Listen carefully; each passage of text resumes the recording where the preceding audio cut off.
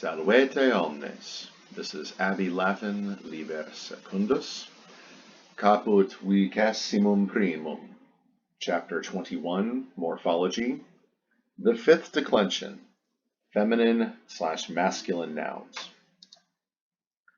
Let's review the parts of speech. There are 8. They are noun, pronoun, adjective, verb, adverb, preposition, conjunction, and interjection. This lesson we will focus on nouns. This should be the final lesson on nouns. We should be done with the 5 declensions after this lesson. So a review of the genitives of the different declensions. We have first declension, puella I, feminine, girl, and agricola I, masculine, is an exemplar of a masculine first declension. The majority of first declension nouns are feminine, a handful of masculines, but there is no difference between the feminines and the masculines when you decline. They have the same endings. The genitive singular ends in an AE pronounced I. For the second declension, the genitive singular ending is a long I pronounced E. So amicus E, masculine, as an exemplar of a masculine second declension. You can also have nominatives. Most nominatives of the second declension masculine end in an us, a US, but you can have nominatives which end in an ER, like puer, pueri, masculine, or ager, agri, masculine. You can also have nominatives which end in IR, like vir, viri, masculine. What's important is that the genitive singular ends in a long I pronounced E.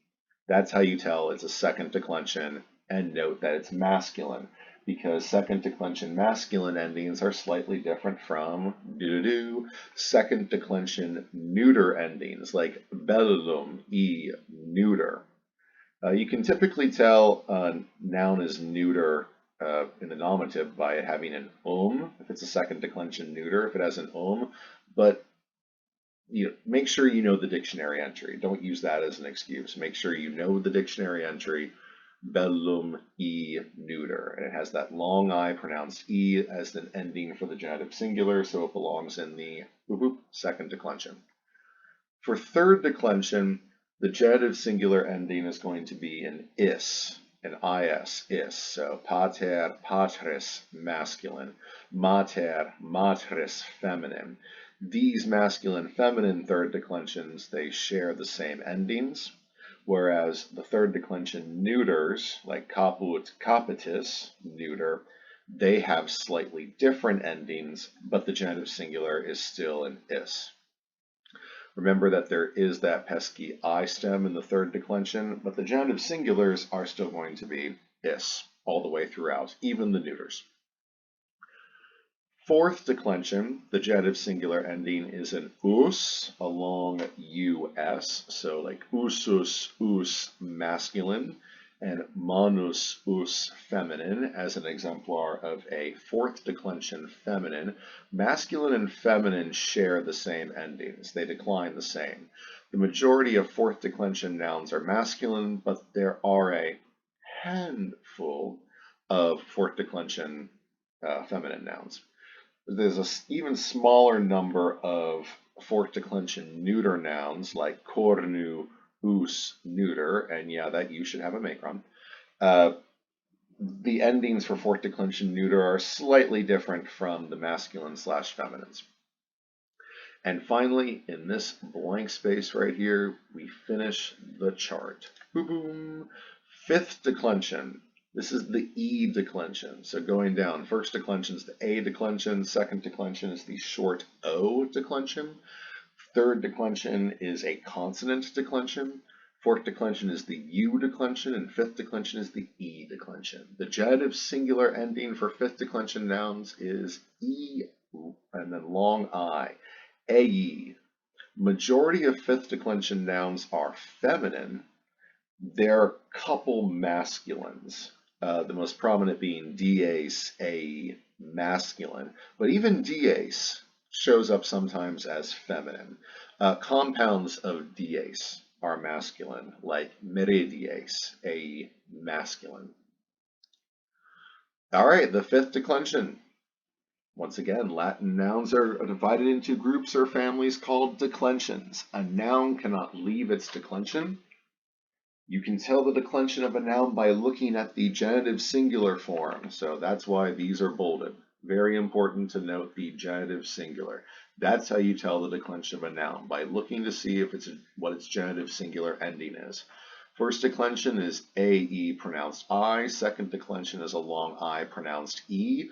Third declension is an IS pronounced IS. Fourth declension is a long US pronounced US. And fifth declension is an E long I pronounced A.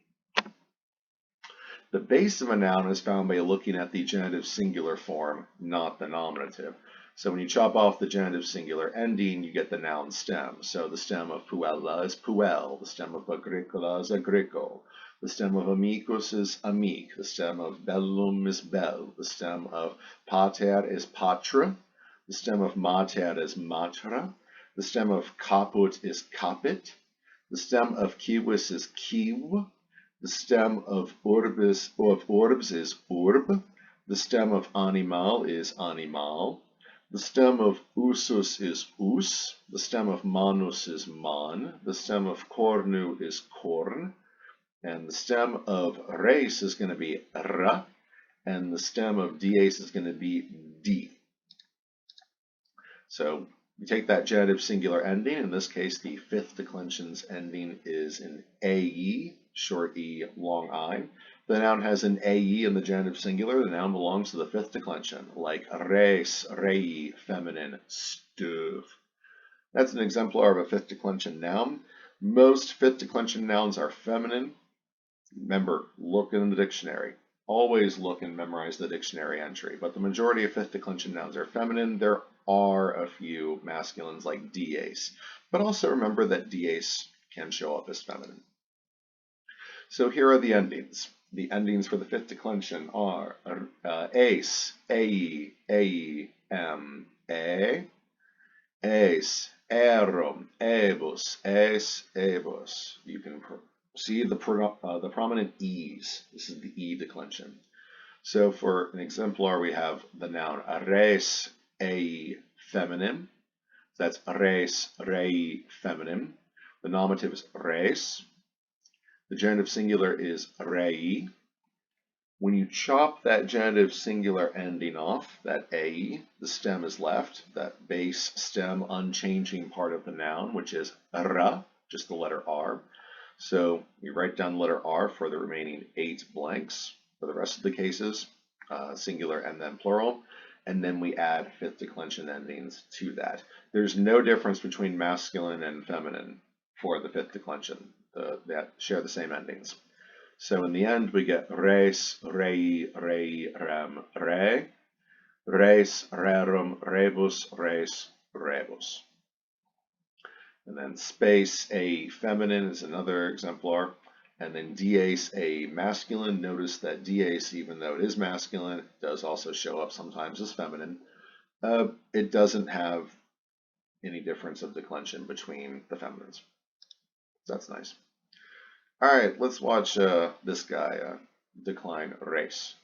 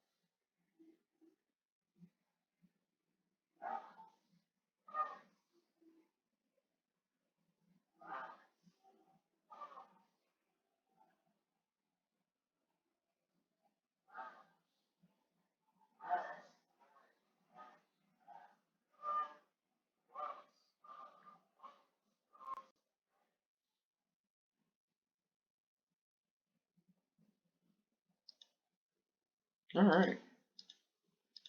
Not bad. Okay, let's try fides, a feminine. Faith, loyalty, can also mean trust. It's always important to practice. So, dictionary entry right here, make sure you know that. This is the nominative singular, fides. Fidei, abbreviated AE, is the genitive singular. That's important. So we know this is a fifth declension noun. It's feminine, so fifth declension feminine. Even if it were masculine, there'd be no difference in endings, which are es, a, es, erum, ebus, es, ebus. All right, so let's go ahead and put down the nominative singular because the dictionary gave that to us. Thank you, dictionary. Fides. Then the genitive singular, which the dictionary also gave us. Thank you again. So the genitive singular is fidei. Chop off that genitive singular ending, a, and we get the stem fid. We're going to write the stem, the base, the unchanging part of the noun, feed, in the other remaining 8 blanks. Shazam. And now we're going to add fifth declension feminine endings, because it's a fifth declension feminine noun, to this stem, the base, the unchanging part of the noun. So we get es, a, a, es, erum, ebus, es, ebus. All together, fides, fidei, fidei, fidem, fide, fides, fiderum, fidebus, fides, fidebus. Optime. Let's just go ahead for the hay of it. Dies, a masculine, can show up as feminine. Daylight, daytime, or date. So dies, that's the nominative, it goes there. The genitive singular is diei, and it's masculine. Now, make sure you know it's masculine, can show up as feminine, but make sure you know that it can have, if an adjective or another modifier agrees with it, it can have masculine endings, but it can also have feminine endings. It just seems to depend on author's choice. The endings are the same though. Es, a, es, erum, ebus, es, ebus. So we're going to add those endings to the stem. So chop off the ae, the genitive singular ending, to get the stem, which is d. We're going to put that there and then add those endings. Es, a, es, erum, ebus, es, ebus. To get dies, da, diem, da, dies, dierum, diebus, dies, diebus. Optime, very well done. You are now ready to move on to Chapter 21, Exercise B. Volete omnes.